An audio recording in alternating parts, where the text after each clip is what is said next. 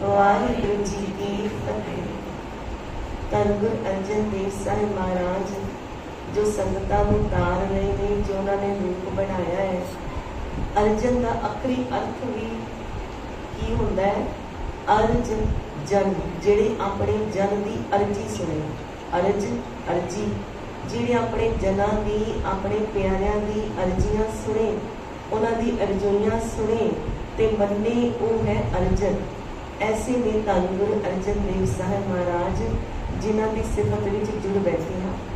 कल असीं श्रवण किया भाई मंझ जी।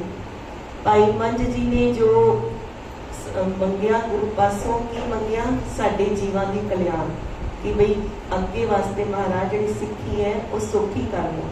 फिर भाई बहोड़ा जी जिन्होंने महाराज ने किरत का उपदेश दिता।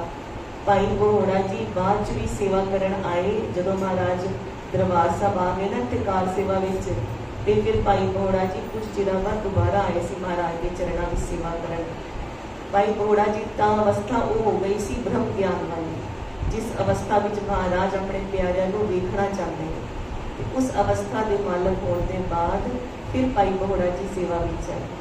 हुण महाराज की जिहड़ी सवली नज़र पै रही है ना, वो फेफड़े पिंड पै रही है। फेफड़े पिंड कौन रहते ने? एक जट रहते ने जिन्हां ने रूप बनाया होया है सुल्ताना वर्गा। उन्होंने पिंड के लोग कहते हैं सुल्तान सुल्तान। क्यों कहते हैं?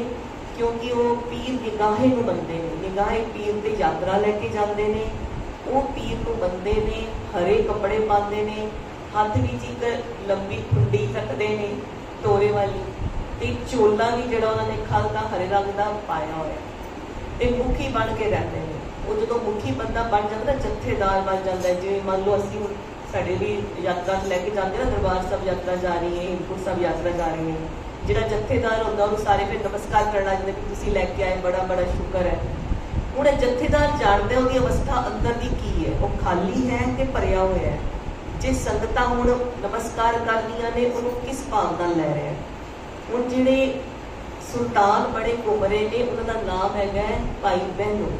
भाई बहनों अंदरों तो जानते ने मेरी अवस्था नहीं है, पर बाहरों जी वड्याई मिल रही है ना, इस नाल बड़े प्रसन्न है। क्यों? क्योंकि इन्हों असी पिछले दिनों विचार की है मानसिक माया, जी बाहर की माया सानू दिख रही है, रुपया पैसा एक है। बाहर की माया मानसिक माया जी सानू अंदर सुख देती है, साडी वड्याई, साडा मान सम्मान, साडी होमे होर वधदी है, साडी उस्तत हो रही है। मानसिक माया विच फसे हुए हैं। बई खुंडी मेरे हाथ विच है, मैनू सारे सुल्तान सुल्तान कहते हैं, मैं सुल्तान बनया होया वा ते मैं सारियां नूं पीर निगाहे की जिहड़ी है यात्रा कराण लैके जाता। जदों एवें दा जीवन बीत रहा है तो महाराज ने अपने सिख नूं कहा, फेफड़े सिख नूं, जाओ इस फलाणे थां ते फेफड़े पिंड विच एक सुल्तान बड़े जट घूम रहा है, जाट है सी, कहते जट घूम रहा है, नाम उहदा भाई बहनों, सारे उहनूं सुल्तान सुल्तान आखदे ने। उन्होंने जाके कहना कि गुरु अर्जन देव जी का सद्दा है, अपने घर वापस आओ। ते महाराज ए की कहते नहीं, उन्होंने जाके कहना तू कित्थे घूमदा पिया, जिथे तू जांदा पिया है तेरा घर नहीं है, अपने घर वापस आ, तू साडा है, तू साडे कोल वापस आना। किन्ने भागां वाली गल है कि गुरु अर्जन देव महाराज कह रहे हैं किसी को कि तू साडा है। कोई होर कहे तो छोटी जी गल हो सकती है, पर गुरु साहब आप किसी को याद करके कह रहे हैं कि तू मेरा है तो मेरे को वापस आ। ताई जो अमृत संचार की लड़ी शुरू हुई सी ना, असी बेनतियां कीतियां सी कि जो अमृत छक लैंदे आ ते महाराज साडे पिता जी बन जाते हैं, असी भुल सकते हैं किसी जन्म विच लैके कि असी अमृत की दात दित्ती सी। गुरु गोबिंद सिंह पातशाह साडे पिता जी ने, माता सहदेवा साडी माता जी ने, पर गुरु साहब नहीं भुलते। वो अपने बिरध की पालना करते हैं, जिथों मर्जी मोड़ के वापस लैके आन, वापस अपने घर लैके आते हैं। क्योंकि महाराज थोड़े तो भुलते हैं, महाराज की यादाश्त सुनदा साडी जन्मां नाल यादाश्त चली जाती पिछले जन्म की या इस जन्म की।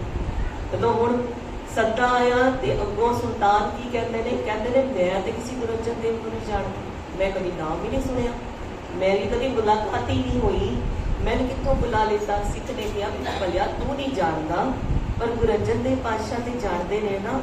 वो कह रहे हैं कि तेरा घर नहीं, तेरे जान की जगह नहीं, अपने घर वापस मुड़ के आ, तू साडा है, तू साडे कोल वापस आना है। कहता नहीं है थोड़ी ना किसी के कहण ते मैं हुण वापस एवें चला जावां, मेरी इत्थे इन्नी ठाठ है, मैं चौधरी हाँ, सुल्तान मैंने सारे कहते हैं, मैं तन मन नाल पीर निगाहे नूं मनदा, मैं ਉਹਦਾ ਚੋਲਾ ਪਾਇਆ ਹੋਇਆ ਹੈ, मैं तो नहीं जानता किसी धन गुरु अर्जन देव महाराज। ਜਦੋਂ ਐਵੇਂ ਕਹਿ ਕੇ ਸਿੱਖ ਨੂੰ ਤੋੜ ਦਿੱਤਾ ਤੇ ਬਾਅਦ ਜੋ ਫਿਰ ਪਤਾ ਕੀਤਾ ਆਸ-ਪਾਸ ਵੀ ਐਵੇਂ ਮੈਨੂੰ ਸੱਦਾ ਆਇਆ ਸੀ, ਫਿਰ ਸੂਆਂ ਨਿਕਲਣੀਆਂ ਸ਼ੁਰੂ ਹੋਈਆਂ ਵੀ ਧੰਨ ਗੁਰੂ ਅਰਜਨ ਦੇਵ ਜੀ ਦੀ ਵਡਿਆਈ ਸੁਣਨੀ ਸ਼ੁਰੂ ਕੀਤੀ ਆਸ-ਪਾਸ ਤੋਂ ਕਿ ਵੀ ਕੌਣ ਨੇ ਧੰਨ ਗੁਰੂ ਅਰਜਨ ਦੇਵ ਜੀ ਮਹਾਰਾਜ, ਅੱਛਾ ਤਾਲ ਦੀ ਸੇਵਾ ਕਰਾ ਰਹੇ ਨੇ, ਕੋਈ ਐਸਾ ਮਹਾਨ ਸਥਾਨ ਤੀਰਥ ਪ੍ਰਗਟ ਕਰ ਰਹੇ ਨੇ ਜਿਹਦੀ ਮਹਾਨਤਾ ਹੀ ਬਹੁਤ ਜ਼ਿਆਦਾ ਹੈ। ਹੁਣ ਐਵੇਂ ਵਡਿਆਈਆਂ ਸੁਣ ਰਹੇ। ਜਦੋਂ ਸਿੱਖ ਨੇ ਜਾ ਕੇ ਕਿਹਾ ਧੰਨ ਗੁਰੂ ਅਰਜਨ ਦੇਵ ਮਹਾਰਾਜ ਨੂੰ, ਮਹਾਰਾਜ ਉੱਥੇ ਕਹਿੰਦਾ ਮੈਂ ਜਾਣਦਾ ਹੀ ਨਹੀਂ। ਐਵੇਂ ਨਾ ਧੰਨ ਗੁਰੂ ਨਾਨਕ ਦੇਵ ਜੀ ਨੇ ਵੀ ਭੇਜਿਆ ਸੀ ਭਾਈ ਮਰਦਾਨੇ ਨੂੰ, ਜਾਓ ਝੰਡਾ ਜੀ ਨੂੰ ਬੁਲਾ ਕੇ ਲੈ ਕੇ ਆਓ। ਝੰਡਾ ਜੀ ਨੇ ਕਿਹਾ ਹੀ ਕਿਹਾ ਸੀ ਮੈਂ ਧੰਨ ਗੁਰੂ ਨਾਨਕ ਦੇਵ ਜੀ ਨੂੰ ਜਾਣਦਾ, ਤੇ ਤਾਂ ਉਹਨਾਂ ਨੂੰ ਵੀ ਇਹੀ ਕਿਹਾ ਸੀ ਤੁਸੀਂ ਨਹੀਂ ਜਾਣਦੇ, ਗੁਰੂ ਸਾਰਿਆਂ ਨੂੰ ਜਾਣਦਾ ਜੀ, ਚੱਲੋ ਨਾਲ। ਹੁਣ ਜਦੋਂ ਮਹਾਰਾਜ ਨੂੰ ਪਤਾ ਚੱਲਿਆ ਨਾ ਕਿ ਬਈ ਨਹੀਂ ਆ ਰਿਹਾ, ਮਹਾਰਾਜ ਨੇ ਕਿਹਾ ਅਗਲੇ ਦਿਨ ਜਾਓ, ਦੁਬਾਰਾ ਉਹਦੇ ਕੋਲ ਜਾਓ। ਫਿਰ ਦੁਬਾਰਾ ਭੇਜਿਆ ਮਹਾਰਾਜ। ਮਹਾਰਾਜ ਕਹਿੰਦੇ ਉਹਨੂੰ ਜਾ ਕੇ ਕਹੋ ਤੇਰੇ ਹਿਰਦੇ ਵਿੱਚ ਤੇਰੀ ਸੁਰਤ ਜਿਹੜੀ ਹੈ ਸੋਝੀ ਖੁੱਲ ਗਈ ਹੈ, ਤੂੰ ਸਾਡੇ ਪਿਛਲੇ ਜਨਮਾਂ ਦਾ ਸੇਵਕ ਹੈ, ਤੂੰ ਹਰ ਜਨਮ ਵਿੱਚ ਜਿਹੜੇ ਗੁਰੂ ਘਰ ਸੇਵਾ ਕੀਤੀ, ਤੂੰ ਸੇਵਾ ਕਰਕੇ ਮੰਗਦਾ ਰਿਹਾ ਕਿ ਨਾਮ ਅੰਮ੍ਰਿਤ ਦਿਓ, ਤੇ ਜਦੋਂ ਹੁਣ ਤੈਨੂੰ ਨਾਮ ਅੰਮ੍ਰਿਤ ਪੀਣ ਦਾ ਸਮਾਂ ਆ ਗਿਆ ਹੈ, ਤੇਰੀ ਕਲਿਆਣ ਦਾ ਸਮਾਂ ਆ ਗਿਆ, ਤੇਰੇ ਅੰਦਰ ਧਰਤੀ ਤਿਆਰ ਹੋ ਗਈ ਸੀ ਤੇ ਹੁਣ ਤੂੰ ਭੁੱਲ ਬੈਠਾ, ਹੁਣ ਤੂੰ ਕਿਸੇ ਹੋਰ ਰਾਹ ਚੱਲ ਪਿਆ।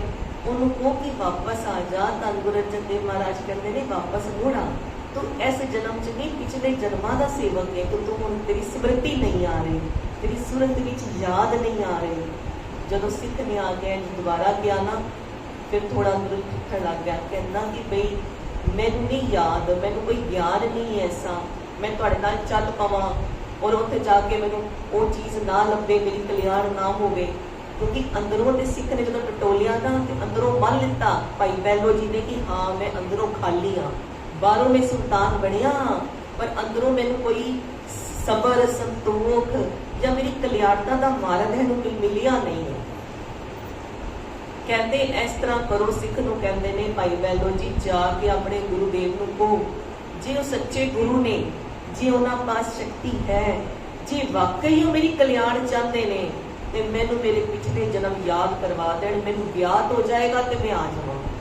ਮੈਂ ਐਵੇਂ ਸੁਲਤਾਨ ਦੀ ਗੱਦੀ ਛੱਡ ਕੇ ਆਵਾਂ ਕਿ ਆਮ ਸੇਵਕ ਬਣ ਜਾ। ਉੱਥੇ ਸਿੱਖ ਇੱਥੇ ਤੇ ਹੁਣ ਸੁਲਤਾਨ ਖਾਟ ਬਾਟ ਦੇ, ਉੱਥੇ ਤੇ ਆਮ ਇੱਕ ਸਿੱਖ ਬਣ ਕੇ ਮੈਨੂੰ ਟੋਕਰੀਆਂ ਢੋਣੀਆਂ ਪੈਣੀਆਂ ਜੋ ਪਤਾ ਕਰਾਏਗਾ ਉੱਥੇ ਕੀ ਮਾਹੌਲ ਬਣਿਆ ਹੋਇਆ ਦਰਬਾਰ ਸਾਹਿਬ। ਕਹਿੰਦੇ ਮੈਂ ਸਾਰਾ ਖਾਟ ਬਾਟ ਛੋੜ ਕੇ ਤੇ ਇੱਥੇ ਪਲਕ ਤੇ ਵਿਰਾਜਮਾਨ ਹੁੰਦਾ, ਉੱਥੇ ਮੈਂ ਧੂਲ ਮਿੱਟੀ ਵਿੱਚ ਚਲਾ ਜਾਵਾਂ। ਪਹਿਲੇ ਮੈਨੂੰ ਗਿਆਤ ਪੱਕਾ ਨਿਸ਼ਚਾ ਹੋ ਜਾਏ ਕਿ ਬਈ ਮੈਂ ਸੱਚੀ ਮੁੱਚੀ ਸੇਵਕ ਸੀ ਤੇ ਮੇਰੀ ਸੱਚੀ ਮੁੱਚੀ ਉੱਥੇ ਜਾ ਕੇ ਕਲਿਆਣ ਹੋਏਗੀ। ਜਦੋਂ ਐਵੇਂ ਕਿਹਾ ਨਾ ਸਿੱਖ ਫਿਰ ਬੈਰੰਗ ਵਾਪਸ ਆਇਆ, ਕਿਉਂਕਿ ਸਿੱਖ ਨੂੰ ਤੇ ਹੈਗਾ ਮੇਰੇ ਮਹਾਰਾਜ ਦਾ ਹੁਕਮ ਹੈ ਤੇ ਪਾਲਣਾ ਹੋਣੀ ਚਾਹੀਦੀ ਹੈ, ਇਹਨੂੰ ਮੇਰੇ ਨਾਲ ਤੁਰਨਾ ਚਾਹੀਦਾ ਹੈ। ਜੋ ਮਹਾਰਾਜ ਨੂੰ ਜਦ ਕਿਹਾ ਮਹਾਰਾਜ ਉਹ ਨਹੀਂ ਆਉਂਦਾ, ਉਹ ਕਹਿੰਦਾ ਕਿ ਪਹਿਲੇ ਮੈਨੂੰ ਗੁਰੂ ਸਾਹਿਬ ਯਾਦ ਕਰਵਾਉਣ, ਮੈਨੂੰ ਯਾਦ ਕਰਾਉਣ। ਮਹਾਰਾਜ ਇੰਨੀ ਜ਼ਿਆਦਾ ਦਇਆ ਦੇ ਘਰ ਵਿੱਚ ਆਏ ਹੋਏ, ਮਹਾਰਾਜ ਨੇ ਵੀ ਉਹਦੀ ਜਿਹੜੀ ਹੈ ਨਾ ਮੰਨਤ ਪੂਰੀ ਕਰਕੇ ਹੁਣ ਮਹਾਰਾਜ ਨੇ ਕਿਹਾ ਇੱਕ ਕਾਗਜ਼ ਤੇ ਕਲਮ ਲੈ ਕੇ ਆਓ। ਮਹਾਰਾਜ ਨੇ ਆਪਣੇ ਹੱਥੀ ਭਾਈ ਬੈਲੋ ਜੀ ਦੇ ਪਿਛਲੇ ਜਨਮਾਂ ਦਾ ਵੇਰਵਾ ਲਿਖਿਆ ਤੇ ਚਿੱਠੀ ਸਿੱਖ ਨੂੰ ਦੇ ਕੇ ਕਿਹਾ, ਉਹਨੂੰ ਕਹਿਣਾ ਜਿਵੇਂ ਜਿਵੇਂ ਚਿੱਠੀ ਪੜ੍ਹੇਗਾ ਨਾ ਤਿਉਂ ਤਿਉਂ ਉਹਨੂੰ ਯਾਦ ਹੋ ਜਾਏਗੀ ਕਿ ਪ੍ਰਤੱਖ ਦੇਖ ਹੀ ਲਏਗਾ ਪਿਛਲੇ ਜਨਮਾਂ ਨੂੰ। ਐਸੀ ਕਿਰਪਾ ਕੀਤੀ ਮਹਾਰਾਜ ਨੇ। ਹੁਣ ਸਿੱਖ ਤੀਸਰੀ ਵਾਰੀ ਤੀਸਰਾ ਸੱਦਾ ਲੈ ਕੇ ਸੁਲਤਾਨ ਭਾਈ ਬੈਲੋ ਜੀ ਪਾਸ ਜਾਂਦਾ ਹੈ। ਕਹਿੰਦੇ ਮੇਰੇ ਗੁਰੂਦੇਵ ਨੇ ਤੁਹਾਡੀ ਗੱਲ ਮੰਨ ਲਿੱਤੀ ਹੈਗੀ, ਤੁਹਾਡੀ ਅਰਜ਼ੋਈ ਸਵੀਕਾਰ ਕਰ ਲਿੱਤੀ ਹੈ ਤੇ ਕਿਹਾ ਹੈ ਕਿ ਬਿਰਧ ਦੀ ਪਾਲਣਾ ਕਰਨਾ ਸਾਡਾ ਫਰਜ਼ ਹੈ। ਇਹ ਤੁਸੀਂ ਚਿੱਠੀ ਪੜ੍ਹੋਗੇ ਤੁਹਾਨੂੰ ਆਪਣੇ ਪਿਛਲੇ ਜਨਮਾਂ ਦੀ ਯਾਦ ਹੋਏਗੀ, ਤੁਹਾਨੂੰ ਯਾਦ ਹੋ ਜਾਏਗਾ ਤੁਸੀਂ ਪਿਛਲੇ ਜਨਮਾਂ 'ਚ ਕੀ ਸੀ ਤੇ ਕਦੋਂ ਕਦੋਂ ਸੇਵਾ ਕਰਦੇ ਰਹੇ। ਜਦੋਂ ਭਾਈ ਬੈਲੋ ਜੀ ਨੇ ਚਿੱਠੀ ਲਈ ਨਾ ਤੇ ਚਿੱਠੀ ਲੈਂਦੇ ਹੀ ਗੁਰੂ ਸਾਹਿਬ ਦੀ ਨਾ ਮਨ ਵਿੱਚ ਸਤਿਕਾਰ ਹੋਇਆ ਪਹਿਲੇ ਨੰਬਰ ਤੇ, ਕਿਉਂਕਿ ਪਿਛਲੇ ਜਨਮਾਂ ਦੀ ਭਗਤੀ ਜਾਗ ਰਹੀ ਹੈ ਨਾ। ਕਹਿੰਦੇ ਉਹ ਪੱਤਰਿਕਾ ਲੈ ਕੇ ਮਹਾਰਾਜ ਦੀ ਬੜੇ ਅਦਬ ਨਾਲ ਸਤਿਕਾਰ ਨਾਲ ਆਪਣੇ ਮੱਥੇ ਤੇ ਲਗਾਈ ਵੀ ਕੁਝ ਚਾਹੇ ਮੰਨ ਨਹੀਂ ਰਹੀ ਸੀ ਕਿ ਇਹ ਮੈਂ ਜਾਣਦਾ, ਪਰ ਫਿਰ ਬੜੇ ਅਦਬ ਸਤਿਕਾਰ ਨਾਲ ਆਪਣੇ ਮੱਥੇ ਲਗਾਈ। ਫਿਰ ਜਿਉਂ ਉਹਨੂੰ ਖੋਲ ਕੇ ਪੜ੍ਹਦੇ ਨੇ ਸਾਰਾ ਕੁਝ ਪਿਛਲੇ ਜਨਮਾਂ ਦਾ ਦੇਖਦਾ ਯਾਦ ਆਈ ਜਾ ਰਿਹਾ ਹੈ ਕਿ ਪਿਛਲੇ ਜਨਮ 'ਚ ਮੈਂ ਇਹ ਸੀ, ਮੇਰੀ ਸੁਰਤ ਇੱਥੇ ਗਈ, ਮੈਂ ਇਸ ਜਨਮ ਵਿੱਚ ਗਿਆ, ਮੈਂ ਗੁਰੂ ਘਰ ਸੇਵਾ ਕੀਤੀ, ਮੈਂ ਇਸ ਜਾਮੇ ਵਿੱਚ ਗੁਰੂ ਸਾਹਿਬ ਸੀ ਤੇ ਮੈਂ ਐਵੇਂ ਸੇਵਾ ਕਰ ਰਿਹਾ ਸੀ। ਜਦੋਂ ਐਵੇਂ ਯਾਦ ਹੋ ਆਈ ਨਾ ਤੇ ਹੁਣ ਮਨ ਕਰੇ ਕਿ ਹੁਣ ਚਲਾ ਜਾਵਾਂ ਗੁਰੂ ਦੀ ਸ਼ਰਨ ਵਿੱਚ। ਹੁਣ ਦੋ ਮਨ ਹੋ ਗਏ ਕਹਿੰਦੇ ਅੰਦਰ, एक मन कहता है मना दौड़ के जा ते अपने गुरु की शरण ले लै। यही सच्चे गुरु ने जिन्होंने जन्म जन्म तो लभ रहे सी, हुण गुरु कल्याण लई पुकार रहे ने, आप आवाज मार के कह रहे ने कि तू साडा है ते साडे घर वापस आ, इत्थे वापस आ। ते एक मन जिहड़ा है वो पत्नी बच्चियां विच, अपने सुल्तानगिरी विच, अपने हरे कपड़ियां विच, निगाहे पीर विच जांदा है कि मना उन्हां दा कोई रोस ना हो जाए, पीर दा पीर कोई मैनू कष्ट ना दे देण कि मैं इहनूं छड्ड के जावां। ते फिर सिख ने समझाया कि वो गुरु जिहड़ा वो पूरा है, वो सतगुरु सुरमा है ते सर्व कला भरपूर है, ਉਹਦੀ शरण विच जांदियां डरीदा नहीं हुंदा। वो निरभो गुरु है ते ਉਹਦੀ शरण विच जाएगा ते तू भी निरभो हो जाएगा। जो सिख पासों ने वडियाइयां सुनिया ते हुण मन पक्का हो गया, मन बाहर दी माया तो पक्का हो गया, अंदर फिर मन कहे कि मना जावां कि ना जावां। जदों फिर मन को करड़े होके समझाया ना कि नहीं मैं जरूर जाना है, फिर दोबारा दो चित्ते विच होया, फिर सिख ने करड़ा कीता। जदों 3-4 वारी एवें मन की हालत हुई ना, फिर एक निर्णय ते पहुंच गया, कहना निर्णय हो गया है, मैं कहता कि मैं तुहाडे नाल सवेरे चलांगा, मैं अमृतसर दरबार साहब तुहाडे नाल जावांगा, लेकिन जे मैनू पीर ने राती सपने च कोई दर्शन दे के मैनू कोई गल कहती, फिर मैं सवेरे नहीं जावांगा। जे सवेरे मेरे जाण विच कोई अपशगन होए, पीर ने ऐसे अपशगन कीते कि पीर ने दसना चाहया कि तू साडा ही है, ते मैं नहीं जावांगा। जे कहंदा सतलुज दा जिहड़ा दरिया सी पार करना है ना जाण वास्ते, जे सतलुज दे दरिया तक भी कोई एवें दी गल हो गई कि पीर ने मैनू रोक लिया ते मैं नहीं जावांगा, जे सतलुज दे दरिया तक पीर ने मैनू नहीं रोकिया ते मैं दरिया विच खुंडी जिहड़ा चोला पाया हरा, ए पगड़ी हरी, ए सब दरिया विच बहा दांगा ते फिर मैं गुरु दी शरण विच जावांगा। ऐसा मन विच निश्चय कर लिया। कहंदे राती कोई सपना ना आया, सवेरे तैयारी हो गई। कहते सवेरे तैयारी करके ना गले च ढोल पा लेता। कहते ढोल क्यों पाया है? कहते ढोल बजा के जावांगा, जे पीर विच ताकत है तो मैनू रोक ले, जे मैं एक बारी चला गया पीर ने ना रोकिया फिर मैं सच्चे गुरु की शरण चों वापस नहीं आऊंगा। मन च कितना फिर दृढ़ निश्चय आ रहा है, कहता फिर मैं सच्चे गुरु की शरण चों वापस नहीं आवांगा। जदों ढोल वजांदा होया गया भी पीर ने रोकना है तो मैनू रोक ले, दरिया तक मैनू रोक ले। कहते अपशगन की होने सी, सगों जिवें जिन्हां नूं शगन मनदे सी ना पुराने लोग, वो होण लग पए। दरिया तक भी अध विचाले दरिया दे जदों कश्तियां पहुंच गया तां भी कुछ ना होया ते फिर उन्हें उत्थे गुरु अर्जन देव साहब महाराज दे शरधा धारण करके उन्हां दे चरणां नूं नमस्कार करके अपने वो हरे कपड़े, वो खल दा हरा चोला, वो खुंडी सब कुछ दरिया च बहाता ते सादे कपड़े पा लए। सादे कपड़े पा के जदों हुण महाराज दी शरण विच आया, दरबार लग्या। दरबार विच तकत विच महाराज धन गुरु अर्जन देव जी महाराज विराजमान ने, कीर्तन चल रहे ने। जदों महाराज दे दर्शन करदा है ते दर्शन करदे ही रह जाता है। दर्शन करके की अवस्था बड़ी जा रही है मन दी, बहुत जन्म बिछड़े ते मातो, बहुत जन्म बिछड़े ते मातो, ये जन्म तुम्हारे लेखे, जन्म तुम्हारे लेखे। मन की ऐसी अवस्था हो रही है, पहली बार इस जन्म च दर्शन कर रहे हैं भाई बहलो जी, पर अंदरों उस्तत एवें आ रही है, एवें महाराज की तरीफा हो रही ने जिवें पता नहीं रोज ही दर्शन करते हैं। हुण इत्थे महाराज को कहते हैं महाराज तुसी ते मैनू आप कह के बुलवाया, तुसी ते बिरत दी पालना करन वाले हो, तुसी शरण आए दी रखण वाले हो, तुसी पत नूं ढकण वाले हो, तुसी अवगुणां नूं देख के भी माफ कर देंदे हो महाराज, तुसी देख के भी अनदेखा अनडिठा कर देंदे हो। महाराज कृपा करो, मैनू अभागे नूं जिन्हें कितनी वारी आप जी दा सद्दा मोड़िया, मेरे गुनाहां नूं ना देखो महाराज, मैनू शरण विच रख लो, मैनू सदा लई अपनी शरण विच रख लो महाराज, इस जन्म विच ते मेरी कल्याण कर दो महाराज। आप तुसी ज्ञात करवाया कि कई जन्मां तो विछड़े पे आ महाराज, कई जन्मां तो आप जी पास नाम अमृत मंगदे आ महाराज, इस जन्म विच कृपा करो। आप जी का नाम ही अर्जन है, जो दूसरियां दी अर्जी अपने सेवकां दी प्यारियां दी अर्जी सुनते ने, उहदे ते विचार करते ने, उहनूं मनदे ने महाराज हुण मेरी हारी है, मेरे ते कृपा करो महाराज। जदों एवें उस्तत हो रही है मन विच, फिर महाराज दे चरणां दे नमस्कार कीती। महाराज कहते आ गए भाई बहलो जी, जी महाराज कृपा करो। महाराज ने एक शब्द किया, महाराज कहते सेवा विच लग जाओ ते हुण इस वारी ध्यान रखना शरधा विच कमी ना आए। इहदा मतलब की सी? महाराज ने दसना कीता कि पहले जन्मां च गल क्यों नहीं बढ़दी, जदों पूरी तोड़ गल बढ़न वाली होंदी किते शरधा च आके कमी आ जाती सी, किते महाराज ते शंका हो आंदा सी, महाराज ते जिहड़ा भरोसा है जिहड़ा विश्वास है वो घट जांदा सी। कहंदे महाराज कहंदे शरधा च कमी ना आए, देखियो हुण तुहाडी शरधा डोले ना, हुण तुहाडा मन किसी होर पासे ना टुर जाए ते शरधा नाल जिहड़े इट्टां दे आवे ने ना उन्हां विच जाके सेवा करो। क्योंकि आवे लग रहे सी तां इट्टां चाहीदियां सी, पौड़ियां दा निर्माण होना सी। ते क्या महाराज आप जी कृपा करो कि हुण शरधा डोले ना। शरधा जिहड़ी असीं हुंदी है ना वो भी महाराज नाल पूरी होंदी है। असीं शब्द गुरबाणी कीर्तन करदे आ ना, सतगुरु होए दयाल तां शरधा पूरी है। पूरी शरधा ताई होंदी है जे सतगुरु महाराज दयाल हो। जिहड़े साडी कहनी औकात ही नहीं है कि असीं पूरी शरधा महाराज ते रख दईए। कदी भी कोई अपने कर्मां दा अड़ेका आ जाएगा तो महाराज की शरधा डोल सकती है, पर महाराज की शरधा पूरी तां बढ़ती है जे महाराज आप दयालु होण, आप साडे अंदर शरधा भरोसा विरसा दान करन। जो असीं रोज महाराज कोलों हथ जोड़ के मंगदे आ, सिखां नूं सिੱਖੀ दान, केस दान, रहत दान, विवेक दान, विसाह दान, भरोसा दान। है भरोसा दान रोज ताई मंगदे आ कि महाराज दे देण नाल होएगा, जिहड़ा प्रेम है वो महाराज नालगे तां होएगा, साडे अपने कीतिया प्रेम नहीं होएगा। रोज हाथ जोड़ के महाराज को ताई तां मंगदे आ, क्योंकि महाराज ने आप ही दसना कीता कि अंदर सच्चा सच्चा नेहो लाया प्रीतम अपने। प्रीतम ने आप लाया अंदर सच्चा नेहो तां लग्या। साडी इन्नी समर्था ही नहीं कि असीं महाराज नाल प्यार करिए। क्यों?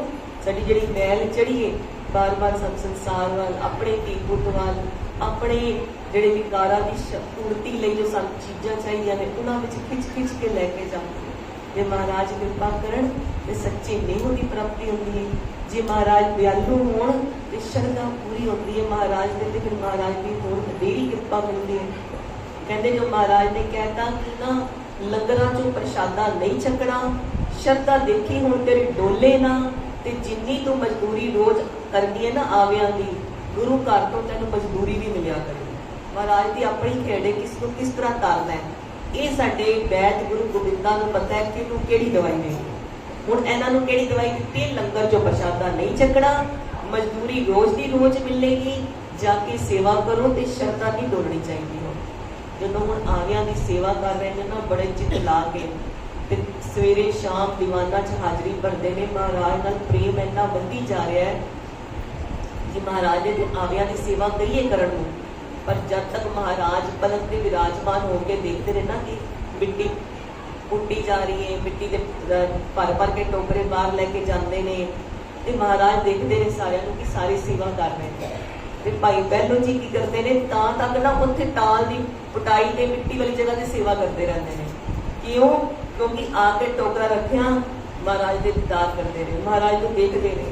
फिर जो टोकरा भर गया चुकिया के दौड़ के जाते सी ताकि गैप घट पे, फटाफट टोकरा सोते मिट्टी सुट्टी, फिर वापस आए फटाफट महाराज के दर्शन करते रहे। जो जब तक महाराज पलंग से विराजमान होकर सेवा वेख रहे, जो महाराज ने उत्थों उठ के चले जाना, फिर भाई बहलो जी ने आविया भी जाके सेवा करनी। हुण जो सिखा ने देखा ना कि इहदा टोकरे वाल कोई ध्यान नहीं होता कि कितनी मिट्टी पानी है, की करना है, भी बाकी होंदे ने रोक दिंदे ने भी मैं इन्नी मिट्टी चकनी है बस। कहते उन्होंने कोई ध्यान ही नहीं होता टोकरे वाल, भी 2 बंदे मिलवा के टोकरा चुकवा दें, 3 चुकवा दें, उन्होंने पूरा ध्यान महाराज वाल होता है कि महाराज तो बिल्कुल नजर न हटे। टोकरा सिर ते आया, दौड़ते हुए गए, वापस आ गए। जो एवं देखा सिखा ने उन्होंने मजाक मजाक कई बारी बहुत ज्यादा मिट्टी कई मण मिट्टी और बड़े बड़े टोकरे भर देने भी देखो हम भाई पहलो चुकेगा कि रह जाएगा। पर वो प्रेम की ताकत ऐसी कि 3 बंदे मिल के टोकरा चुकवाते थे, भाई पहलो जी बिना कुछ कहे वो प्रेम में टोकरा चुकते उवें ही दौड़ते हुए जाते, उवें ही गोलियां कर दौड़ते वापस आते कि महाराज के दीदार हो रहे। एने दीदार के अंदर पुट जाते ही कितना प्रेम लग गया महाराज का। फिर हम सिखा को ना मंग के खा लेंगे ने, मजदूरी तो मिलती है गुरु घर तो, लंगर आ जो छकना मना है। तो जेडे सिखा के तंबू लगे ने आस पास जेडे आए हुए ने होर सिख मजदूरी करन, उन्होंने पासों मंग के प्रशादा छक लेना, उन्होंने पासों मंग के भी की करना ਕਿਸੇ ਹੋਰ ਨੂੰ ਵੀ ਛਕਾਣਾ ਤੇ ਆਪ ਵੀ ਛਕਣਾ। ਜਦੋਂ ਐਵੇਂ ਮਹਾਰਾਜ ਦੀ ਕਿਰਪਾ ਨਾਲ ਬਸਰ ਹੋ ਰਹੀ ਹੈ ਤੇ ਫਿਰ ਜਾ ਕੇ ਪੁੱਛਣਾ ਕਿ ਇਹ ਆਵਿਆਂ ਦੀ ਜਿਹੜੀ ਇੱਟ ਪੱਕੀ ਤੇ ਲਾਲ ਸੁਰਖ ਨਿਕਲੇ, ਇਹਦਾ ਕੀ ਉਪਾਅ ਹੈ? ਕਿਵੇਂ ਹੋ ਸਕਦਾ ਹੈ ਕਿ ਇੱਟਾਂ ਬੜੀਆਂ ਪੱਕੀਆਂ ਨਿਕਲਣ, ਬੜੀਆਂ ਲਾਲ ਸੁਰਖ ਨਿਕਲਣ? ਕਿਉਂਕਿ ਮਹਾਰਾਜ ਨੇ ਜੋ ਤਾਲ ਬਣਵਾ ਰਹੇ ਨੇ ਨਾ, ਜੋ ਇਹ ਮੰਦਰ ਬਣਵਾ ਰਹੇ ਨੇ ਅਕਾਲ ਪੁਰਖ ਦਾ, ਇਹ ਜੁਗੋ ਜੁਗ ਅਟਲ ਰਹਿਣਾ ਹੈ। ਇਹਦੀ ਇੱਟ ਐਸੀ ਹੋਣੀ ਚਾਹੀਦੀ ਜਿਹੜੀ ਮਹਾਰਾਜ ਨੂੰ ਪਸੰਦ ਆਏ। ਤੇ ਕਹਿੰਦੇ ਕਿਸੇ ਨੇ ਕਹਿ ਦਿੱਤਾ ਜੇ ਤੁਸੀਂ ਇਹਦੇ ਵਿੱਚ ਬਿਸ਼ਟਾ ਪਾਓ ਨਾ, ਘੋੜਿਆਂ ਦੀ ਲਿੱਦ, ਗਾਵਾਂ ਮੱਝਾਂ ਦਾ ਗੋਬਰ, ਜੇ ਐਵੇਂ ਗੰਦਗੀ ਚੁੱਕ ਕੇ ਸਾਰੀ ਜਾਨਵਰਾਂ ਦੀ ਆਵੇ ਵਿੱਚ ਪਾਉਂਦੇ ਜਾਓਗੇ ਤੇ ਇੱਟਾਂ ਬੜੀਆਂ, ਉਸ ਸੇਕ ਨਾਲ ਜਿਹੜੀ ਇੱਟ ਬਣੇਗੀ ਨਾ ਬੜੀ ਪੱਕੀ ਤੇ ਬੜੀ ਲਾਲ ਹੋਏਗੀ। ਤੇ ਮਹਾਰਾਜ ਉਸ ਇੱਟ ਨੂੰ ਵੇਖ ਕੇ ਬੜੇ ਖੁਸ਼ ਹੋ ਗਏ। ਕਹਿੰਦੇ ਭਾਈ ਬਹਿਲੋ ਜੀ ਨੇ ਇਹ ਸੇਵਾ ਕਰਨੀ ਵੀ ਕਬੂਲ ਕਰ ਲਿੱਤੀ। ਵੀ ਕਿੱਥੋਂ ਸੁਲਤਾਨ ਤੋਂ ਚੱਲੇ ਸੀ, ਵੀ ਸੁਲਤਾਨ ਸੀ ਉੱਥੇ, ਜਦੋਂ ਇੱਥੇ ਆਏ ਸੇਵਾ ਵਿੱਚ ਤੇ ਲੱਗੇ ਨੇ, ਆਪ ਟੋਕਰੇ ਭਰ ਭਰ ਕੇ ਜਿਹੜੇ ਜਾਨਵਰਾਂ ਦੀ ਲਿੱਦ ਗੋਬਰ ਇਕੱਠਾ ਕਰੀ ਜਾ ਰਹੇ ਨੇ, ਕਿੰਨੇ ਦਿਨ ਤੱਕ ਲਗਾਤਾਰ। ਤੇ ਐਸੀ ਹੈਗੀ ਸੀ ਉਹਨਾਂ ਦੀ ਜਿਹੜੀ ਆਭਾ ਕਹਿ ਲਓ, ਪ੍ਰਭਾਵ ਕਹਿ ਲਓ। ਉੱਥੇ ਪੀਰ ਨਿਗਾਹੇ ਦੀ ਯਾਤਰਾ ਲੈ ਕੇ ਜਾਂਦੇ ਸੀ, ਇੱਥੇ ਹੋਰ ਸਿੱਖਾਂ ਨੂੰ ਨਾਲ ਲਗਾ ਲਿੱਤਾ ਸੇਵਾ ਵਿੱਚ। ਕਈਆਂ ਦਾ ਹੁੰਦਾ ਨਾ ਪ੍ਰਭਾਵ ਹੁੰਦਾ ਹੈ ਕਿ ਇੱਕ ਆਪ ਕਰਦੇ ਨੇ, 10 ਨੂੰ ਨਾਲ ਹੋਰ ਲਗਾ ਲੈਂਦੇ ਨੇ। ਕਹਿੰਦੇ ਐਸਾ ਪ੍ਰਭਾਵ ਸੀ, ਹੋਰ ਸਿੱਖਾਂ ਨੂੰ ਵੀ ਨਾਲ ਲਗਾ ਲਿੱਤਾ। ਹੁਣ ਸੇਵਾ ਵਿੱਚ ਇਸ ਤਰ੍ਹਾਂ ਹੋ ਗਏ ਨੇ ਕਿ ਕੋਲੋਂ ਹਰ ਸਮੇਂ ਉਹ ਬਿਸ਼ਟਾ ਦੀ ਜਿਹੜੀ ਹੈ ਨਾ ਬਦਬੂ ਵੀ ਕੋ ਕੱਪੜਿਆਂ 'ਚ ਉਹ ਵੀ ਆਉਂਦੀ ਹੈ, ਪਰ ਕੋਈ ਪਰਵਾਹ ਨਹੀਂ। ਕਹਿੰਦੇ ਉਹ ਚੁੱਕ ਚੁੱਕ ਕੇ ਸਾਰੇ ਸ਼ਹਿਰ ਦੀ ਗੰਦਗੀ ਤੇ ਉਹ ਪਾਈ ਜਾਣੀ ਆਵੇ ਵਿੱਚ। ਮਹਾਰਾਜ ਦੇ ਜਿਹੜਾ ਨਾਮ ਸਿਮਰਨ ਵਿੱਚ ਜੁੜੇ ਰਹਿਣਾ, ਜਿਹੜੀ ਨਾਮ ਦੀ ਦਾਤ ਆ ਕੇ ਲਿੱਤੀ ਸੀ ਮਹਾਰਾਜ ਕੋਲੋਂ, ਉਹ ਨਾਮ ਸਿਮਰਨ ਵਿੱਚ ਜੁੜੇ ਰਹਿਣਾ। ਇੱਟਾਂ ਜਿਹੜੀਆਂ ਆਵੇ 'ਚ ਜਿਹੜੀਆਂ ਪੱਠੇ ਵਿੱਚ ਲੱਗੀਆਂ ਹੋਈਆਂ ਨੇ, ਉਹਨਾਂ ਵਿੱਚੋਂ ਗੋਬਰ ਲਿੱਦ ਚੁੱਕ ਚੁੱਕ ਕੇ ਪਾਈ ਜਾਣੀ। ਜਦੋਂ ਹੁਣ ਆਵੇ ਪੱਕ ਗਏ, ਇੱਟਾਂ ਗਈਆਂ ਮਹਾਰਾਜ ਪਾਸ, ਉੱਥੇ ਸਰੋਵਰ ਕੋਲ ਪਹੁੰਚੀਆਂ ਤੇ ਉਹ ਗੱਲ ਬਣ ਗਈ, ਸੇਵਾ ਥਾਈ ਪੈ ਗਈ। ਮਹਾਰਾਜ ਨੇ ਉਹ ਇੱਟਾਂ ਚੁੱਕ ਕੇ ਪੁੱਛਿਆ, ਬਈ ਇਹ ਇੰਨੀ ਲਾਲ ਤੇ ਪੱਕੀ ਇੱਟ ਕਿਹੜੀ ਆਵੇ 'ਚੋਂ ਆਈ ਹੈ? ਤੇ ਸੰਗਤਾਂ ਨੇ ਦੱਸਿਆ, ਮਹਾਰਾਜ ਇਹ ਭਾਈ ਬਹਿਲੋ ਜੀ ਦੇ ਆਵੇ 'ਚੋਂ ਆਈ ਹੈ। ਫਿਰ ਸੰਗਤਾਂ ਨੇ ਵਡਿਆਈ ਕੀਤੀ, ਜਿਹੜੇ ਮਜ਼ਾਕ ਕਰਦੇ ਸੀ ਨਾ, ਟੋਕਰੇ ਭਰ ਦਿੰਦੇ ਸੀ ਮਿੱਟੀ ਦੇ। ਕਹਿੰਦੇ ਮਹਾਰਾਜ ਭਾਈ ਬਹਿਲੋ ਜੀ ਨੇ ਬੜੀ ਸੇਵਾ ਕਮਾਈ, ਬੜੀ ਮਿਹਨਤ ਕੀਤੀ। ਜੇ ਉਹਨਾਂ ਨੂੰ ਕਹਿ ਦਿੱਤਾ ਵੀ ਗੋਬਰ ਤੇ ਲਿੱਦ ਬਾਣ ਨਾ ਲਾਵੇ, ਪਕੜਗੇ, ਤੇ ਕਹਿੰਦੇ ਉਹਨਾਂ ਨੇ ਪੂਰੇ ਸ਼ਹਿਰ ਦੀ ਕਈ ਦਿਨਾਂ ਤੱਕ ਗੰਦਗੀ ਹੋਈ ਹੈ ਮਹਾਰਾਜ ਆਪਣੇ ਸਿਰ ਤੇ, ਪਰਵਾਹ ਨਹੀਂ ਕੀਤੀ। ਤੇ ਤਾਂ ਕਰਕੇ ਇੱਟਾਂ ਨਾਲ ਤੇ ਪੱਕੀਆਂ ਨਿਕਲੀਆਂ ਨੇ। ਮਹਾਰਾਜ ਨੇ ਭਾਈ ਬਹਿਲੋ ਜੀ ਨੂੰ ਬੁਲਾਇਆ। ਮਹਾਰਾਜ ਨੇ ਫਿਰ ਉਸ ਸਮੇਂ ਕਿਹਾ ਕਿ ਜੋ ਕਲਿਆਣ ਤੁਹਾਡੀ ਚਾਹੀਦੀ ਸੀ ਨਾ, ਉਹ ਕਲਿਆਣ ਹੋ ਗਈ। ਭਾਈ ਬਹਿਲੋ ਜੀ ਨੂੰ ਮਹਾਰਾਜ ਨੇ ਕੀ ਵਰ ਦਿੱਤਾ? ਭਾਈ ਬਹਿਲੋ ਤੇ ਤੁਰ ਦਰਗਾਹ ਤੋਂ ਸਾਰੀਆਂ ਦਾਤਾਂ ਪਹਿਲੋਂ। ਭਾਈ ਬਹਿਲੋ ਸਭ ਤੋਂ ਪਹਿਲਾਂ। ਕਹਿੰਦੇ ਮਹਾਰਾਜ ਕਹਿੰਦੇ ਕਿ ਤੁਰ ਦਰਗਾਹ ਤੋਂ ਸਾਰੀਆਂ ਦਰਗਾਹੀ ਦਾਤਾਂ ਤੇ ਦਰਗਾਹ ਦਾ ਸਥਾਨ ਭਾਈ ਬਹਿਲੋ ਲਈ ਸਭ ਤੋਂ ਪਹਿਲਾਂ ਤੁਹਾਨੂੰ ਸਥਾਨ ਦਿੱਤਾ। ਐਸੀ ਮਹਾਰਾਜ ਨੇ ਵਡਿਆਈ ਦਿੱਤੀ, ਐਸੀ ਆਸਾ ਪਿਆਰ ਬਖਸ਼ਿਆ। ਭਾਈ ਬਹਿਲੋ ਜੀ ਉਵੇਂ ਚਰਨਾਂ 'ਚ ਜੁੜੇ ਨੇ, ਸੇਵਾ ਕਰ ਰਹੇ ਨੇ। ਇੱਕ ਵਾਰੀ ਦਾ ਹੋਰ ਵੀ ਵਰਤਾਂਤ ਆਉਂਦਾ ਹੈ। ਕਹਿੰਦੇ ਇੱਕ ਦਿਨ ਮਹਾਰਾਜ ਨੇ ਐਸੀ ਕਿਰਪਾ ਕੀਤੀ, ਜੋ ਖੇਡ ਵਰਤਾਨੀ ਸੀ ਕਿ ਲੰਗਰਾਂ ਦੇ ਜਿਹੜੇ ਨੇ ਨਾ, ਉਹ ਲਾਂਗਰੀ ਸਿੰਘ ਨੇ ਆ ਕੇ ਕਿਹਾ, ਮਹਾਰਾਜ ਅੱਜ 10 ਪਸਤਾਨੀ ਹੋ ਗਈ ਹੈ। ਅੱਜ ਦੇਗੇ ਨੇ ਨਾ ਜਿਹੜੇ ਉੱਪਰ ਨੂੰ ਚੜੇ ਕੜਾਏ, ਕਿਉਂਕਿ ਆਟਾ ਵਗੈਰਾ ਨਹੀਂ ਹੈ ਮਹਾਰਾਜ। ਇਹ ਹੁਣ ਮਹਾਰਾਜ ਦੀ ਖੇਡ ਸੀ, ਮਹਾਰਾਜ ਨੇ ਕੋਈ ਚੋਜ ਕਰਨਾ ਸੀ। ਮਹਾਰਾਜ ਨੇ ਦਰਬਾਰ ਵਿੱਚ ਕਿਹਾ, ਉੱਠੋ ਭਾਈ, ਕੋਈ ਸਿੱਖ ਉੱਠੋ, ਜਿਹੜੀ ਅੱਜ ਦੀ ਲੰਗਰ ਦੀ ਸੇਵਾ ਪੂਰੀ ਇੱਕ ਸਿੱਖ ਕਰੇਗਾ, ਦੱਸੋ ਕਿਹੜਾ ਕਰੇਗਾ? ਤੇ ਭਾਈ ਬਹਿਲੋ ਜੀ ਨੇ ਖੜੇ ਹੋ ਕੇ ਹੱਥ ਵਿੱਚ ਪੱਲਾ ਲੈ ਕੇ ਕਿਹਾ, ਮਹਾਰਾਜ ਆਪ ਜੀ ਦੀ ਮਾਇਆ ਹੈ, ਜੋ ਆਪ ਜੀ ਦੇ ਘਰੋਂ ਮੈਨੂੰ ਮਜ਼ਦੂਰੀ ਵਿੱਚ ਮਿਲਦੀ ਰਹੀ ਹੈ ਨਾ, ਮੇਰੇ ਕੋਲ ਤੇ ਖਰਚੀ ਨਹੀਂ ਹੋਈ ਮਹਾਰਾਜ, ਉਵੇਂ ਦੀ ਉਵੇਂ ਪਈ ਹੈ। ਮੈਂ ਪ੍ਰਸ਼ਾਦਾ ਤੇ ਸਿੱਖਾਂ ਦੇ ਘਰੋਂ ਹੀ ਮੰਗ ਕੇ ਛਕ ਲੈਂਦਾ, ਤੇ ਉਹ ਮਾਇਆ ਤੁਸੀਂ ਅੱਜ ਕਿਰਪਾ ਕਰਕੇ ਸਾਰੀ ਤੁਹਾਡਾ ਹੁਕਮ ਹੋਏ ਤੇ ਵਰਤੀ ਜਾਏ। ਮਹਾਰਾਜ ਕਹਿੰਦੇ ਉਹ ਮਾਇਆ ਤੇ ਵਰਤ ਲਓ, ਪਰ ਭਾਈ ਬਹਿਲੋ ਜੀ ਤੁਸੀਂ ਮੈਨੂੰ ਸਾਰਿਆਂ ਦੇ ਘਰੋਂ ਮੰਗ ਕੇ ਖਵਾਉਂਦੇ ਹੋ ਨਾ, ਮੈਨੂੰ ਚੰਗਾ ਨਹੀਂ ਲੱਗਦਾ। ਮਹਾਰਾਜ ਮੈਂ ਮੰਗ ਕੇ ਖਵਾਉਂਦਾ? ਮਹਾਰਾਜ ਕਹਿੰਦੇ ਤੁਹਾਡੀ ਅਵਸਥਾ ਹੈ, ਤੁਹਾਡੀ ਅਵਸਥਾ ਕਿਹੜੀ ਹੈ? ਸਾਸ ਵਿਰਾਸ ਧਿਆਏ ਮੇਰਾ ਹਰ ਹਰ, ਉਹ ਅਵਸਥਾ ਹੈ। ਤੁਸੀਂ ਸਾਸ ਵਿਰਾਸ ਨਾਲ ਇੱਕ ਸਾਹ ਲੈਂਦੇ ਹੋ ਤਾਂ, ਜੇ ਮੂੰਹ 'ਚ ਬੁਰਕੀ ਪਾਉਂਦੇ ਹੋ ਤਾਂ। ਤੁਸੀਂ ਧਿਆਉਂਦੇ ਰਹਿੰਦੇ ਹੋ ਮੈਨੂੰ, ਤੇ ਧਿਆਉਂਦੇ ਜਾਂਦੇ ਮੂੰਹ 'ਚ ਬੁਰਕੀ ਪਾਉਂਦੇ ਹੋ, ਤੇ ਬੁਰਕੀ ਕਿਹਨੂੰ ਮਿਲਦੀ ਹੈ? ਮੈਨੂੰ ਮਿਲਦੀ ਹੈ। ਤੇ ਤੁਸੀਂ ਮੈਨੂੰ ਮੰਗ ਕੇ ਖਵਾਉਂਦੇ ਹੋ। ਜਾਂ ਫਿਰ ਹੁਣ ਮਹਾਰਾਜ ਕਹਿੰਦੇ ਲੰਗਰਾਂ 'ਚ ਛਕਣਾ ਸ਼ੁਰੂ ਕਰ ਦਿਓ, ਜਾਂ ਫਿਰ ਆਪਣਾ ਪ੍ਰਸ਼ਾਦਾ ਆਪ ਵਰਤੀ। ਮਹਾਰਾਜ ਨੇ ਹਰ ਇੱਕ ਸਿੱਖ ਨੂੰ ਕਿਰਤ ਕਰਨ ਦਾ ਉਪਦੇਸ਼ ਦਿੱਤਾ ਕਿ ਕਿਰਤ ਕਰਕੇ ਦਸਵੰਧ ਕੱਢਣਾ। ਮੰਗਣ ਦਾ हथ एवें अड्डण का उपदेश गुरु घर नहीं है। गुरु घर केड़ा उपदेश है देन वाला, एवें वाला उपदेश महाराज ने नहीं दिता। ताई महाराज ने कहा कि कर्जा ना ले मेरा सिख, जे बहुत मजबूरी कभी कर्जा ले ले तो कर्जा मेरा सिख मोड़ दे। करजाई सिख महाराज को नहीं पाते, जेड़े मंग के खाते ने वो सिख महाराज को नहीं पाते। महाराज ने कहा कि किरत करो, वंड छको ते नाम जपो। ये गुरु घर के जो 3 मुख उपदेश ने वो हर जामे विच हर जोत विच महाराज ने दृढ़ कराए ने। जे गुरु नानक पातशाह ने दृढ़ कराए, जुगत ते वही है, जोत भी वही है गुरु अर्जन देव जी महाराज, ते उवें ही फिर महाराज ने यह दृढ़ उपदेश दृढ़ करवाया अपने सिखां नूं कि वंड के छको, नाम जपो ते किरत करो। इस तरह महाराज ने जो भाई बैलो जी की कृपा की, भाई बैलो जी को निहाल किया, आप सदा दे के बुला के निहाल किया। ऐसे दीन दयाल कृपा के घर, बख्शिंदगी की मूरत, निमरता के घर, बाणी के बोहे ते जिन्होंने असीं कहने शांति के पुंज, धन धन गुरु अर्जन देव साहिब जी महाराज, धन धन गुरु अर्जन देव साहिब, धन धन भाई बहलो जी, धन धन भाई गुर सिखा की हर तूड़ दे, गुर सिखा की हर तूड़ दे। हम पापी विगत पाए, हम पापी विगत पाए, हम पापी विगत पाए, हम पापी विगत पाए। साडे गुरुदेव वैसे ही ने जिवें दा सुनीदा, जैसा सतगुरु सुनीदा ऐसो ही मैं गीत। विछड़िया मेले प्रभु हर दर्द है तामसी। वो बिछड़े हुए भाई बहलो जी को महाराज ने मिलवा दिता।